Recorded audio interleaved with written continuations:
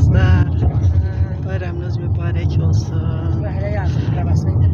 Bugün Eylül'ün birinci günüdür. Gezmeye gedirik. Bizim bacımızın, rəfiqəmizin ad günüdür. Oraya gedirik. Gedirik. Bacımı təbrik eləməyə. Güllü çiçəkli.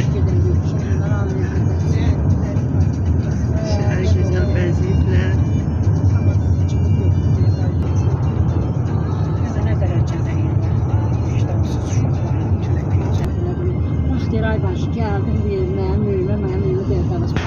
Geldik çattık kızlar. Gelmişik təbriklərə.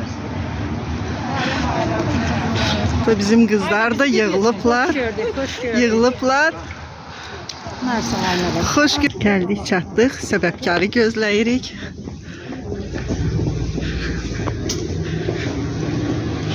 Sürprizdir ha kızlar. Bacımız bilmir geldiğimizi.